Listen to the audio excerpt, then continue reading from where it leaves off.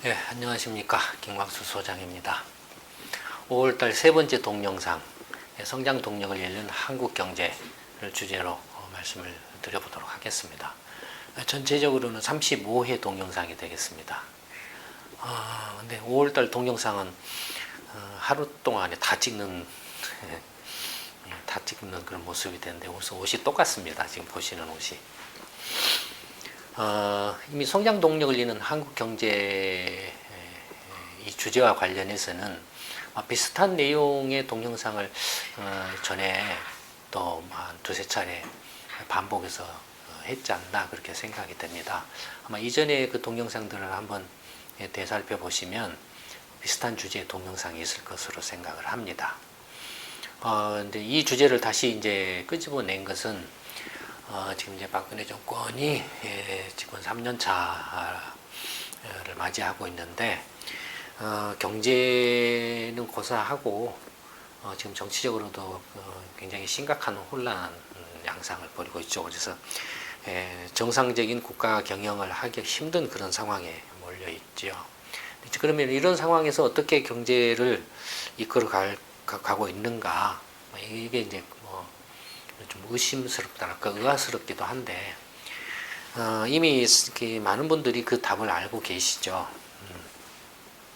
경제가 정상적으로 이렇게 작동하기 힘들겠죠. 그래서 당연히 성장 동력이 떨어지는데 그러나 겉으로 보기에는 일단 어느 정도 그럭저럭 경제가 조금 유지되고 있는 것처럼 이렇게 보여진다라는 겁니다. 그러나 이제 지금 여러 언론 보도라든지 여러 곳에서 이야기하는 것처럼 지금 성장 잠재력이라든지 수출이 둔화되고 있다든지 하는 그런 이런저런 우려의 목소리들이 많이 나오고 있죠. 그래서 일단은 그런 문제들을 다시 한번 되짚어 이렇게 보는 것으로 좀 해볼까 합니다. 이미 오래 전부터 한국 경제의 성장 잠재력 내지는 잠재 성장률 또는 성장 동력에 대해서 계속 되풀이해서 말씀을 드려왔죠.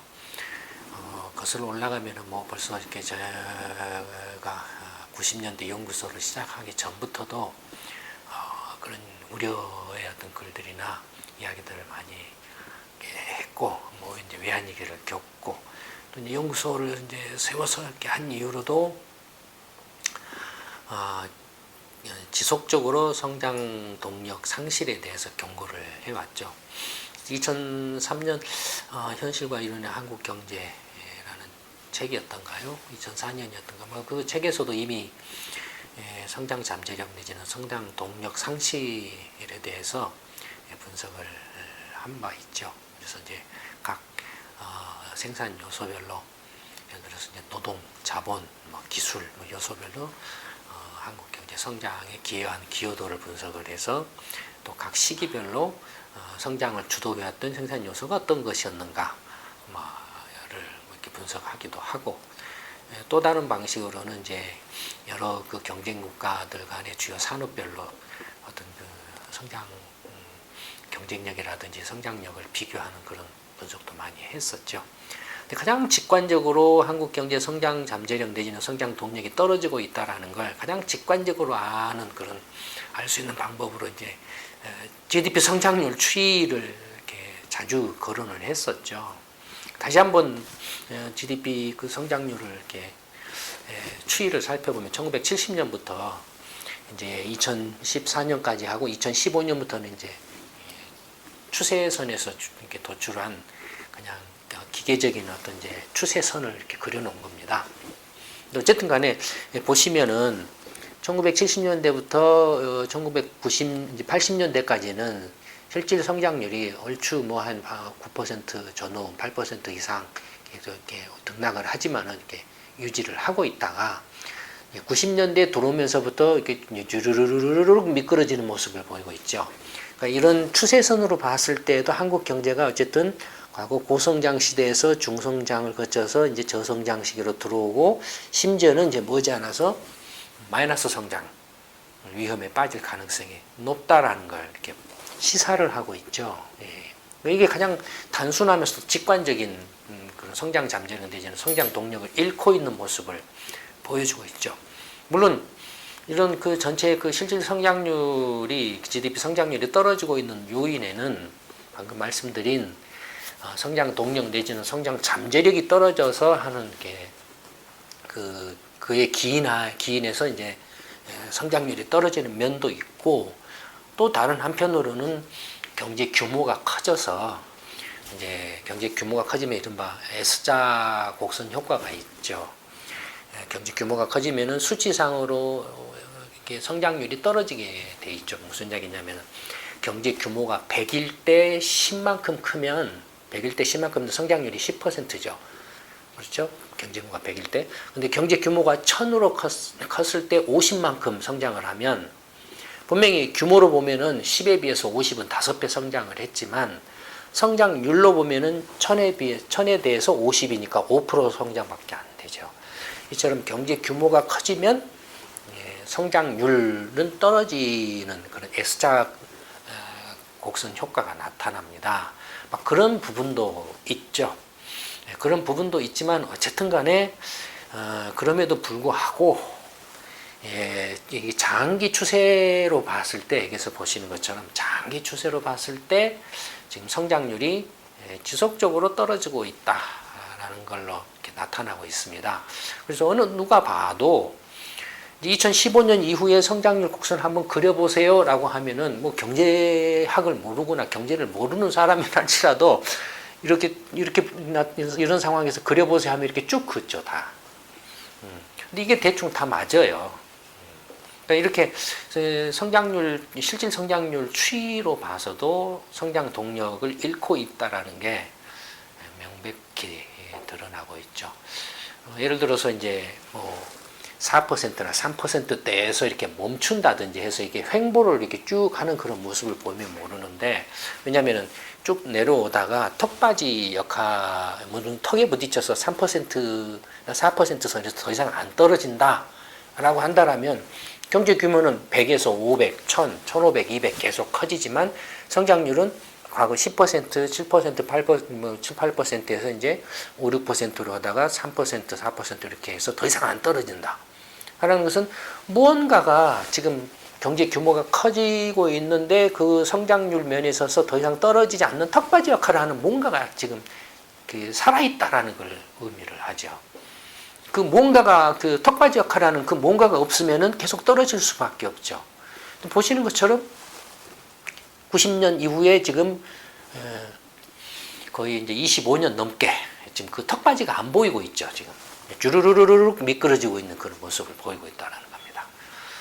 지금이 이제 거의 뭐 앞으로 한 5년 안에, 그러니까 2020년을 전후로 해서 또는 그 전후로 해서 뭐 마이너스 성장에 빠질 위험이 대단히 높죠. 이런 턱받이 역할을 하는 것들이 없을 경우에, 그러니까 성장 동력이나 성장 잠재력을 떠받칠 수 있는 이런 것들이 없을 경우에는, 그러니까 경제가 마이너스 성장을 피할 수 없다라는 겁니다. 왜냐하면은 경제를 한 나라의 경제라는 게 폐쇄 경제 시절에는 그 나라만, 그러니까 예전에 이제 지금 이름 미얀마죠. 이제 나이 드신 분들이 익숙해서 버마죠. 미얀마라든지 북한이라든지 이렇게 폐쇄 경제인 경우에는 뭐 성장률에 관계없이 그냥 우리식으로 산다라고 이렇게 먹고 산다라고 할 수 있을지 모르지만, 그렇지 않고 이미 이제 글로벌화되고 이제 각 나라가 뭐 이렇게 피 튀기게 경쟁을 하는 상황에서는 그렇게 할 수가 없죠. 뭔가가 그 성장률을 떠받칠 수 있는 턱받이 역할을 할 수 있는 동력을 만들어내지 않는 한은 성장률은 떨어질 수밖에 없습니다. 그 경쟁 속에서 버틸 수가 없어요. 우리만 가만히 이렇게 한다라고 해서 되는 문제가 아니죠. 이미 그런 것들은 직관적으로도 이제 느끼실 수 있죠. 한국의 그 이른바 성장을 주도해 왔던 이른바 이제 그 떡고물론, 이제 재벌 대기업들을 중심으로 해서 일단 성장을 주도하고, 대기업들이 성장하면 그 떡고물을 일반 국민들이 받아서 먹는 식으로 성장을 한다. 뭐 이런 식으로 이제 주장을 해왔지 않습니까? 근데 그런 대기업 주도로 해왔던 그런 또 식으로 경제 정책을 해왔고요. 근데 그런 대기업들이 지금 어떻게 흘러왔냐라는 거죠. 지난 외환위기 때 한번 무장창창 얻어맞았죠. 그 후에 외환위기를 겪으면서 이른바 그 중간 정도, 그러니까 한 110, 한 20, 30위권에서 100위권에 있는 이른바 대기업 재벌 그룹이라고 하는 그런 그 그룹들이 거의 다 넘어졌죠. 한번 청소됐죠. 외환위기를 계기로 해서. 그리고 이제 또 이렇게 그 2007년, 8년 이제 글로벌 금융 위기를 겪으면서 일부 상위권 대기업을 제외하고 이제는 뭐 한 30위권에서 거의 10위권에 있는 재벌 대기업들도 지금 이렇게 다 넘어지는 그런 모습들을 보이고 있죠. 위에 이제 한 상위 한 10위권 정도 안에 드는 대기업들만 지금 이렇게 버티고 있거나 글로벌화되어 있는 모습이죠. 그러니까 점점 갈수록 이른바 한국 경제를 이렇게 주도한다라고 하고 있는 그런 대기업들이 지금 넘어지고 있다. 경쟁력을 잃고 있다. 극단적인 양극화가 벌어지고 있다. 글로벌 경쟁에서 경쟁을 할 수 있는 그런 어떤 뭔가 경쟁력이 있는 대기업들만 살아남고 있고 더 커진다든지, 그렇지 않은 대기업들은 이제 과거 이름만 가지고 있던 대기업들 넘어간다. 조선업 같은 거. 중국이 퍽 치고 들어오니까 조선업들이 조선업 분야에서 대기업들이 주르륵 무너진다든지, 또 경제 구조, 이제 2008년 글로벌 금융 위기 이후에 세계 경제가 휘청거리면서 이제 또 그 수출 이렇게 교역량이 줄어들고 또 정체하고, 그 다음에 중국이 어마어마하게 이제 그 수출이 늘어나면서 이렇게 선박들을 마구 이제 사들이거나 만들어 가지고 해운 업을 이렇게 키워내서 지금 그런 가운데서 물동량이 확 줄어버리니까 이른바 한때는 잘 나갔던 해운업들이 후루룩 지금 한국 같은 경우는 지금 거의 파산 상태잖아요. 정치적으로 떠받치고 있겠으니까 버티고 있지 지금 파산 상태 있잖아요. 그런가 하면은 이렇게 뭐라 할까요? 그 외 건설업이라든지 건설업도 상당히 그 대기업들이 많았잖아요. 또 넘어가고 있고, 철강업도 지금 이제 넘어가고 글로벌 경쟁 속에서 지금 이제 밀리고 있는 거죠. 지금 기술적으로 경쟁력을 확보하지 못한 그런 어정쩡한 대기업들은 과거의 어떤 덩치만 좀 이렇게 큰다든지, 과거의 어떤 한 시기에 그 원가 경쟁력으로서 이렇게 버텨왔던 그런 대기업들은 그냥 날아가 버리죠. 그냥 날아가. 지금 그런 상황이라는 겁니다. 이런 상황은 시간이 가면 갈수록 더욱더 가속화될 수밖에 없다라는 거죠. 그러니까 지금 성장률이 이렇게 마이너스 성장률로 빠질 가능성이 높다 이겁니다. 그러면은 지금 그래도 어쨌든 간에 이렇게 지금 성장률이 좀 떨어지고 있다라고 해도 성장률을 예전에는 외환위기를 겪었지만 그래도 5, 6%, 3, 4% 유지를 이렇게 해온 거 아니냐라고 이야기하실 줄 모르지만, 진짜로 성장 동력이 유지되고 있다라면, 또는 잠재 성장률이나 성장 잠재력이 유지되고 있다라고 하면 그만큼 그 수익이나 부가가치가 많이 나서 나라 전체로 봤을 때 어떻게 되겠습니까? 뭔가 축적되는 게 있어야 되죠. 빚이 늘어나면 안 되죠. 근데 이미 이제 지금 아주 심각한 문제라고 다들 인식하고 계시는 빚 문제가 이제 빚 문제를 한번 생각을 해보면은 이 외환위기를 전후로 해서 외환위기 이후에 그나마 이렇게 성장률 5, 4, 5%, 3, 4% 이 성장률도 실제로는 결과적으로는 빚으로 떠받쳤다라는 걸 이제 알 수가 있죠. 만약에 이 채무 증가, 채무 폭증 부분을 빼면은 이미 한국 경제는 마이너스 성장에 빠졌을 가능성이 매우 높다라는 거죠.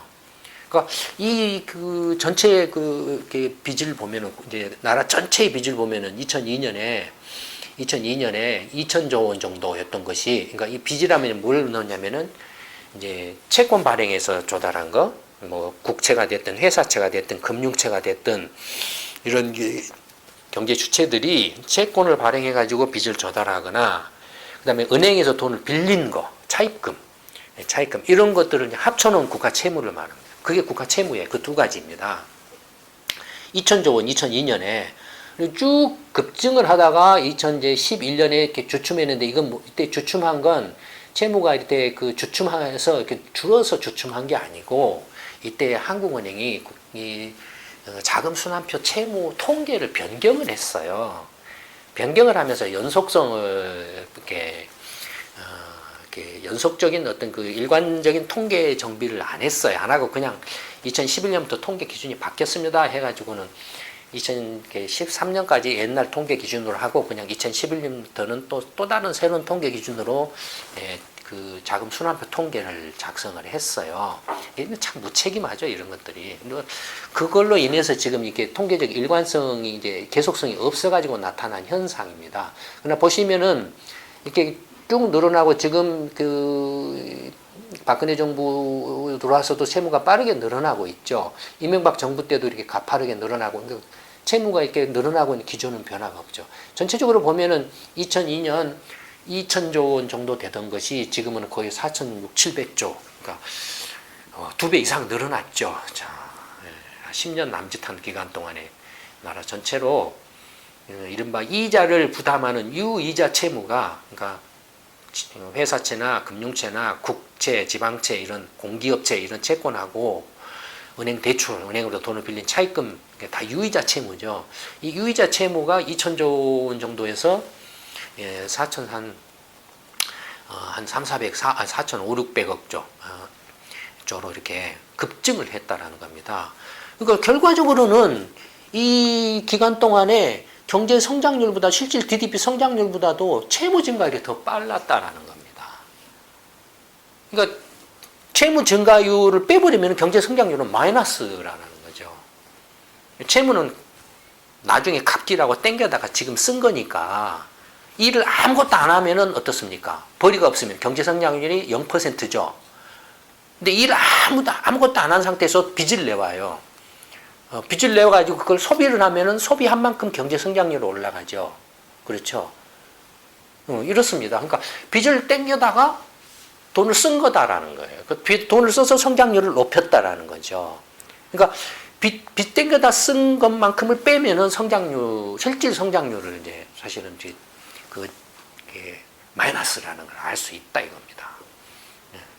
보시면은 이제 전부 말씀드린 이자를 내야 되는 유이자 채무를 포함한 그런 것들만을 취급하는 국가 채무 증가율이 보시면은 2003년부터 급증해가지고 2008년 이명박 정부 출범할 때까지 급증하죠. 그러니까 노무현 정부 때 급증했다가 그 후에 이렇게 한 6%대로 쭉 떨어지죠. 근데 이때 이제 그 국가 채무가 급증한 원인이 뭐냐면은 각 주체별로 보면은 공기업, 민간기업, 가계, 금융법인, 정부 이렇게 나눠서 보면 2003년, 4년, 5년 이 무렵에 늘어났던 것은 이제 정부 채무가 급증했던 거죠. 외환위 그때 공적자금 160조 원을 그때 처리를 하면서 정부 채무가 급증을 했고 2005년, 6년 이 무렵에 급증한 것은 어디서 늘어나냐 보시는 것처럼 민간기업에서 급증을 했어요. 이때 민간기업에서 팍 뛰어버렸죠. 그러니까 이때 이제 반도체 특수나 LCD라든지 이런 그 디스플레이가 좀 호황을 보이고 조선도 좀 이렇게 계속 그 호황을 보이고 그렇게 하면서 이제 기업들이 투자를 확대하고 또 그 다음에 기업들이 중국이라든지 이런 해외 투자를 굉장히 많이 늘릴 때입니다.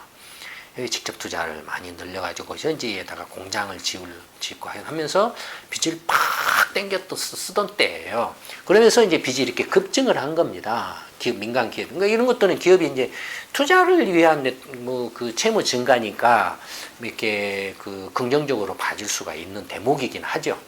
투자를 위한 채무 증가가 실질적으로 부실화되지 않고 경쟁력을 높이고 성장 동력을 이렇게 텃밭 역할을 할 수 있는 성장 동력으로 이어지면은 그건 바람직한 거죠. 근데 이제 이 민간 기업이 외에도 또 이때 2005년, 6년 이때 무렵에 또 2001년, 2년, 3년 이 무렵에 채무가 급증한 부분이 뭐냐면 가계죠. 다들 아시는 거죠. 무엇 때문입니까? 부동산 투기 때문에 그런 거죠. 가계 채무가 급증을 한 것들이 이제 이렇게 반영이 된 겁니다. 반면에 이제 금융법인하고 정부 쪽을 보면은 2011년부터 통계 기준이 바뀌어가지고 금융법인은 채무가 축 이렇게 줄어드는 반면에 정부가 툭 튀는 걸로 나왔죠. 그건 뭐냐면 이제 예를 들어서 이제 한국은행이나 뭐 산업은행이나 이렇게 이른바 공적 금융기관들의 채무로 잡혔던 것들을 이제 정부 채무라고 할 수 있는 것들을 정부 채무로 다시 재편입하면 이렇게 조정하면서 이렇게 일어난 이제 현상으로 보여집니다.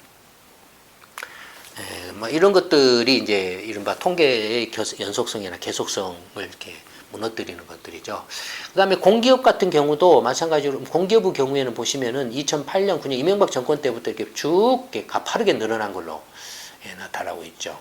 그러니까 실제로 이제 그 채무 증가를 주도한 건 누굽니까?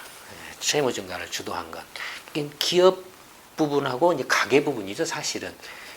금융기관들의 채무는 뭡니까? 은행이 예를 들어서 이제 은행채를 발행해가지고 돈을 조달한 돈을 기업이나 가게에 대출을 해주죠. 그러면 경제 전체로 봤을 때 그런 부분들은 어떻습니까? 일견 보면은 중복 계상인 것처럼 보이죠. 그러나 은행이 돈을 어디서 빌리겠습니까? 민간한테서 빌릴 수도 있지만 홍콩이나 일본이나 뭐 해외에 가서 달러 빚을 빌려와 가지고 하는 부분들도 있죠. 오히려 이제 그런 부분들이 더 크죠. 금융기관의 경우에 일반 시중은행이라든지 공기업들이라든지 그리고 어쨌든 간에 금융기관이 이렇게 금융채, 은행채라든지 이런 금융채를 발행하는 것은 일반 민간 기업이 회사채를 발행하는 것과 똑같습니다. 똑같기 때문에 그것도 똑같이 채무로 이렇게 분류를 해줘야 되죠.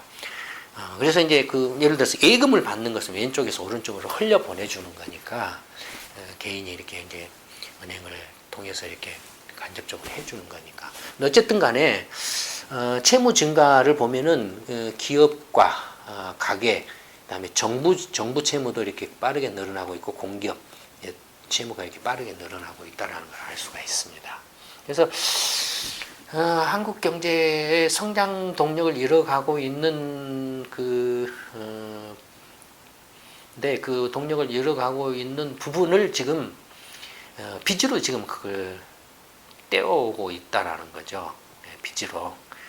빚을 내서 뭔가 이렇게 민간 기업이 됐든 가게가 됐든 민간 기업은 뭐 투자를 하든지 가게는 그걸로 소비를 하든지 아니면 가게가 투자를 하는 경우 뭡니까? 부동산 투자나 재테크 투자죠. 부동산 같은 투자를 확 한다 이거예요. 문제는 이제 부동산 투자가 가치를 만들어내느냐라는 거죠. 또 기업이 투자를 했는데 그 투자가 이제 해외 투자를 하느냐, 국내 투자하느냐, 또는 그 투자를 했는데 그것이 성장 동력이 될 수 있거나 성장 잠재력을 높일 수 있는 턱받이 역할을 할 수 있는 가치 있는 경쟁력 있는 투자냐 아니면은 정치 비자금이나 이런 모든 게 엉터리 뒷돈 빼먹고 뭐 하는 그런 엉터리 투자냐 또 달라지죠. 지금 성한종 그 동영상에서 보셨던 것처럼 뭐 그런 것들이 이제 그 투자라고 하더라도 그것이 성장 잠재력에 연결되는 거냐 아니냐 뭐 이런 것들 관련이 있죠. 어쨌든 간에 지금 성장 동력을 잃어가고 있는데 그나마 지금 성장하고 있는 것도 이렇게 빚으로 지금 떠받쳐오고 있다라는 겁니다. 이제 뭐 참 간단하게 최근의 상황을 보면 보시는 것처럼 이제 이명박 정권 때 이렇게 이제 지금 금융 위기가 발생해가지고 일단 4대 강이다 뭐다 자막게 온갖 게서 했는데 이걸 평균하면은 지금 이런 모양이죠. 평균하면은 지금 이런 식으로 쭉 떨어지고 있는 거죠. 어쨌든 2013년 박근혜 정권 출범하면서 이렇게 일부 이렇게 반짝했다가 다 일시적으로 이렇게 반짝했다가 다시 가라앉고 있죠 지금. 근데 이때 다시 박근혜 정권 때 이렇게 일시적으로 반짝했던 게 뭐 때문이라고 말씀드렸죠 예전에. 다 빚이 폭증해서라고 그랬죠. 빚으로 떠받치고 있는 거라고 그랬죠. 그러니까 실제로 박근혜 정권 지금 출범하고 이제 3년차 들어가고 있는데 이명박 정권하고 비교해 보면은 지금 그 정부라든지 공기업이라든지 채무가 굉장히 빠르게 증가하고 있고 더 이명박 정권 못지않게 지금 폭증을 하고 있다라고 말씀을 드린 적이 있죠. 그러니까 빚을 쏟아 부을 때는 이렇게 4등하게나 뭐다가 빚을 쏟아 부을 때는 반짝하지만은 그 이제 약발이 떨어지면 이렇게 다시 가라앉는다. 또 빚을 쏟아 부으면은 반짝하면 다시 가라앉는다. 이겁니다. 지금 이런 상황이라는 거죠. 그러니까 결과적으로는 이렇게 빚을 쏟아 붓고 가라앉고 빚을 쏟아 붓고 가라앉고 그것이 결과적으로는 빚만 폭증을 하고 성장률은 계속 시간이 가면 갈수록 떨어지고 이런 상황. 이제 계속 되풀이되고 있다라는 겁니다. 근데 이게 영원하게 되풀이될 수 있느냐라는 거죠. 이런 것들이. 불가능하죠. 상식적으로 생각을 해봐도. 근데 이제 가계 같은 경우에 빚을 왜 그렇게 많이 땡겨다 쓰느냐 아까 말씀드렸던 부동산 투자를 위해서 땡겨다 쓴다라고 하는 것도 있지만 근데 내수 경제를 봐보자 이거예요. 금융위기 전에는 경제 성장률을 이렇게 가계 소비가 3% 정도를 끌어올렸습니다. 근데 이제 금융위기가 난 후에는 성장률이 어떻습니까? 툭 떨어졌죠. 예, 툭 떨어졌죠. 얼마로 떨어졌습니까? 1%대로 떨어졌죠. 그러다가 지금 2014년도라서는 지금 1% 밑으로 떨어지고 있죠. 성장률이. 가계 소비가. 그러니까 가계 소비가 계속 위축되고 있으니 자영업자 등 내수 소비가 살아날 리가 없죠. 그러면 이렇게 쭉쭉쭉쭉 떨어지는 것은 물론 여러 가지가 있죠. 일단은 가계 소득이 안 좋아서 돈을 벌어야 내가 월급이나 소득이 늘어나야 소비를 할 수 있잖아요. 소득이 안 늘어나니까 소비가 지속적으로 이렇게 계속 떨어질 수밖에 없다. 그 다음에 소득이 없는 경우에는 어떻게 돼요? 빚을 내서 소비를 한다. 그러니까 가계에 이제 빚이 늘어났죠, 앞에서는. 그러니까 빚으로 소비를 해왔다. 근데 그 빚도 카드나 은행에 빚 대출을 받는다든지 뭘 한다든지 해도 영원히 빚을 내서 쓸 수는 없잖아요. 그 한계에 부딪히면서 그것이 점점 이렇게 소비 이축으로 반영이 되고 있다라고 할 수 있죠. 또 하나는 뭡니까? 인구 동태가 반영되고 있는 걸로도 볼 수 있죠. 고령화되고 있다라는 거죠. 고령화되고 있으면은 고령화 세대는 나이 든 세대는 소비를 잘 못해요. 돌아다니기도 힘들고 돈이 있어도 그다음에 이 세대는 소비를 할 줄 모르는 세대예요. 저축은 할 줄 알았지. 그러니까 소비할 수 없어요. 반면에 소비를 할 수 있는 게 젊은 세대는 지금 저출산 세대들이죠. 지금 저출산 인구가 팍팍 감소한 그 저출산 세대가 지금 30대 막 중반 이렇게 진입해 오고 있으니까 이 세대들의 인구들이 팍팍 줄기 때문에 이 사람들이 소비할 수 있는 비중이 이렇게 비율이 이렇게 줄어든다 이거예요. 이 사람들의 소비 여력이 줄어든다 이거예요. 인구가 줄어들어서 얘를 안 나가지고 갈수록 이제 그 줄어들게 돼 있다. 그걸 지금 반영하고 있다. 복합적이죠. 이것이 다시 반등할 가능성은 매우 희박하죠. 근데 지금 가계 소비가 전체 한국 경제 성장의 절반 정도를 차지하고 있죠. 그다음 기업 투자 같은 경우도 보시는 것처럼 반짝했던 건 뭡니까? 2009년, 10년. 4대강 사업이죠. 예. 그 다음에 2013년, 4년이 또 반짝했던 것은 빚 쏟아 부어서 온갖 또 이렇게 그 부동산, 이른바 건설업 부양 정책들이죠. 그것 말고는 지금 다시 가라앉아요, 다들. 예, 그것 말고는. 부동산에 물리면은 반짝 기업 투자가 늘어난 것처럼 보이고, 그렇지 않으면은 가라앉고, 그 반짝할 때 빚이 폭증을 하고, 이런 구조를 지금 계속 되풀이하고 있는 거죠. 이런 투자들이 성장 잠재력이나 성장 동력, 턱받이 역할을 할 수 있는데 기여할 수 있겠느냐라는 거죠. 이런 투자 행태가 중국이든 일본이든 미국이든 유럽이든 이런 글로벌화된 시대에 있어서 그런 나라들하고 경쟁할 수 있는 경쟁력을 키우는 데 기여하겠느냐라는 거죠.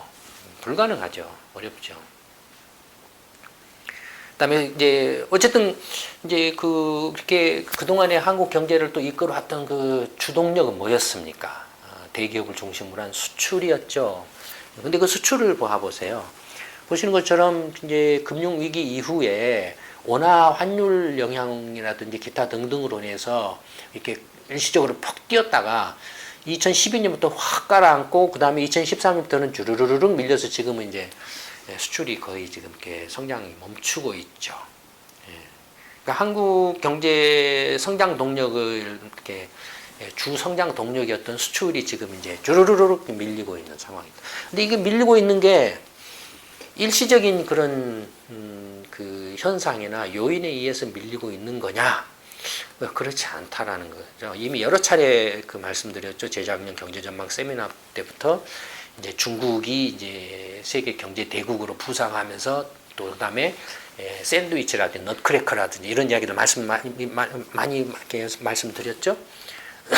뭐 그런 것들로 인해서 이제 점점점 한국이 수출 분야에 있어서 위로는 미국이나 일본이나 유럽 같은 이렇게 첨단 업종을 밀고 나갈 수 있는 이렇게 뚫고 나갈 수 있는 힘이 약하고 밑으로는 중국 등이 치고 올라오는 것을 이제 밀리고 이런 어정쩡한 상황에 낑겨 있는 이런 모습들을 반영을 하면서 이렇게 수출이 이제 정체를 보이고 있다는 거죠. 뭐 수입 역시 마찬가지인데 내수가 죽고 수출이 막히니까 2012년부터 예를 들어서 이제 유가 급락이 수출 수입 감소의 원인이다. 유가 급락은 언제부터입니까? 2014년부터 하반기 때부터죠. 물론 이렇게 수입이 감소했어요, 조금. 그러나 실제로 지금 수입이 급감한 건 언제입니까? 2012년부터죠. 그러니까 수입 감소 원인이 단순히 유가 급락 때문만은 아니라는 걸 알 수 있죠. 이미 2012년부터 수입이 감소한 보다 더 다른 그 결정적인 원인들이 있다라는 거죠. 그 원인들은 뭐겠습니까? 앞에서 보셨던 것처럼 2012년에 수출이 쭉 떨어지죠. 그 다음에 쭉 감소하죠. 수입도 그걸 반영하고 있죠. 수출을 하기 위해서 여러 가지 첨단 소재나 부품들을 많이 수입해가지고 그걸 가공해서 다시 대수출을 하잖아요. 그것이 확 2012년부터 이제 떨어지니까 그걸 반영해서 수입도 같이 떨어지고 있는 그런 모습을 나타내고 있죠. 단순히 유가가 급락한 부분이 수입 감소의 원인이다라고 볼 수는 없다라는 겁니다. 구체적으로 예컨대 이제 1월부터 3월까지 3개월 동안에 품목별 수출 이렇게 상위 10개 품목의 그 변화를 한번 보면 2014년 1분기하고 2015년 1분기에 이제 상위 그 10위권의 수출 품목별 그 수출 품목의 그 증감을 한번 보면 가장 수출이 많았던 품목이 뭡니까? 반도체죠. 반도체는 약간 증가했어요. 지금 반도체는 경쟁력이 있죠. 세계 또 반도체 수요가 굉장히 계속 늘어나고 있고 스마트폰이라든지 뭐 이렇게 그 클라우드라든지 기타 등등으로 인해서 반도체 수요가 계속 늘어나고 있기 때문에 반도체의 경우에는 수출이 늘어나고 있죠. 반면에 승용차는 어떻습니까? 현대 기아차를 중심으로 해서 굉장히 호조를 보였는데 감소하고 있죠. 감소하고 있는데 이 승용차 수출 감소가 전방위적으로 감소하고 있어요. 각 세계 주요 지역구에서 미국이라든지 유럽이라든지 뭐 러시아라든지 뭐 기타 등 그러니까 러시아만에서 감소하는 게 아니라 그 전방위적으로 전체적으로 이렇게 감소를 하고 있습니다. 그다음에 이제 선박은 좀 늘었어요, 일시적으로. 근데 이건 일시적인 요인입니다. 선박이 이렇게 늘어난 건 실제로 선박의 수주액은 13년에 비해서 2014년에 수주액이 감소했습니다. 그러니까 일시적으로 이제 실제 수출로 잡힌 것은 수주해가지고 배를 1년이나 1년 반 걸려서 이렇게 만들어서 실제로 인도할 때 수출로 잡히니까. 그러니까 이 지금 이렇게 1분기에 잡혔던 것은 2013년이나 그 무렵에 수주해가지고 건조해서 지금 이제 완공돼서 완공돼서 판 선박이 이제 잡힌 거죠. 전체적으로는 선박은 계속 지금 이제 가라앉고 있죠. 근데 자동차 부품 같은 경우는 자동차 수출이 줄어드니까 부품도 줄어들고 있죠. 그 다음에 주력 수출 품목 중에 하나였던 평판 디스플레이, LCD라든지 감소하고 있죠. 그 다음에 이제 합성수지, 이건 석유화학 제품이죠. 그 다음에 이제 무선통신 부품은 약간 늘었습니다. 그러니까 휴대폰, 스마트폰의 부품은 약간 늘었는데, 그 다음에 스마트폰의 수출은 급감을 했죠. 급감을 했죠. 전체적으로는 이렇게 휴대폰의 수출이 감소한 걸로 나타났습니다. 그 다음에 이제 해양 구조물도 이렇게 급증을 한 거 나타났는데, 선박이죠, 조선. 그러니까 이것도 역시 일시적인 요인에 기인합니다. 전체적으로 보면은 한국의 주력 그 수출 품목이라고 할 수 있는 자동차라든지 디스플레이라든지 이제 일시적으로 선박에 이제 분기별로는 이렇게 튀었지만 연도별로는 감소 이렇게 한 걸로 이렇게 예상이 됩니다. 실제로 2013년에 비해 2014년에 감소했고요. 그래서 그런 주력 어떤 수출 품목, 그 다음에 무선 전화기 이런 것들이 지금 감소를 하고 있고, 합성수지나 석유화학 제품의 수출이 감소하는 것은 유가 급락이 이제 반영되고 있는 걸로 보여집니다. 경유도 수출이 급감했지 않습니까? 이건 유가가 급락했기 때문에 아마 그걸 반영하고 있는 걸로 이렇게 보여집니다. 전체적으로 보면은 한국의 그 성장 동력을 주도하고 있는 그 수출의 주력 수출 품목이 지금 어떻습니까? 비록 1분기, 한 분기, 3개월분의 수출 증감 변화를 1년 전에 비해서 변화를 이렇게 비교를 하고 있는 것이지만 어떻습니까? 이게 수출이 이렇게 늘어나고 주력 수출 품목이 늘어나고 있다는 인상을 받기는 힘들죠.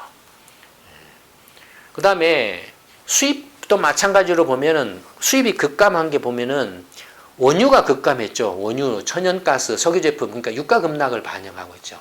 나머지 반도체라든지 반대층 제조 장비라든지 무선 통신기기, 컴퓨터, 자동차, 정밀화학 원료 이런 기타 등등 이런 좀 주로 이렇게 상위 품목들 수입 이렇게 원유나 석유화학 제품을 제외한 기타 품목들의 상위 수입 품목은 대부분이 첨단 부품 소재이거나 고가품들입니다.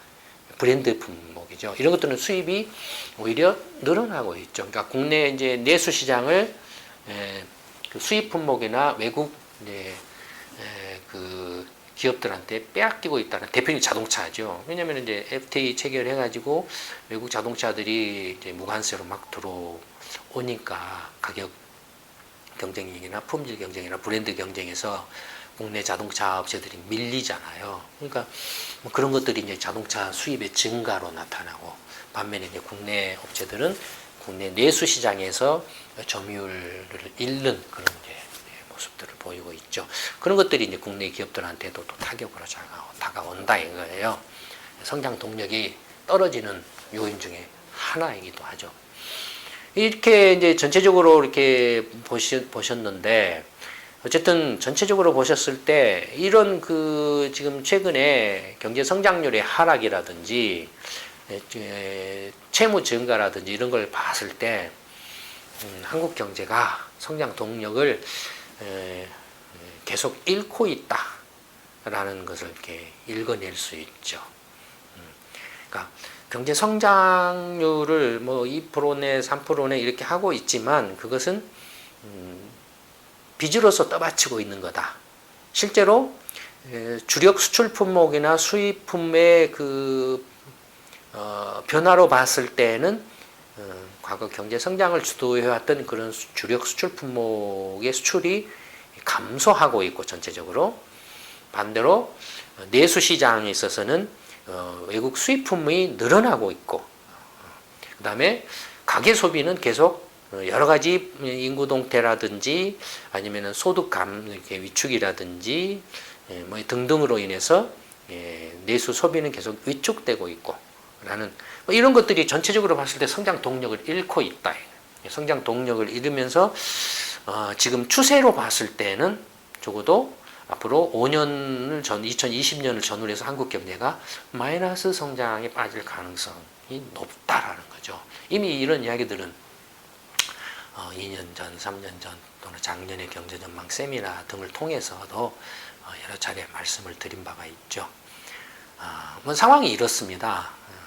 그러니까 이런 상황에서 그러면 어떻게 해야 되느냐라는 거죠. 역시 이런 상황을 이렇게 타파할 수 있는 유일한 길은 지금 나라 경영에 실패했기 때문에 이런 상황이 벌어지고 있는 거죠. 기존 정치권이나 정부 관료들이 나라 경영을 실패했기 때문에 이런 상황이 벌어지고 있다는 겁니다. 그래서 나라 경영을 다시 정상화시키지 않는 한은 성장 동력을 잃고 마이너스 성장에 떨어지고 경제가 위기로 빠질 수밖에 없다 이겁니다. 나라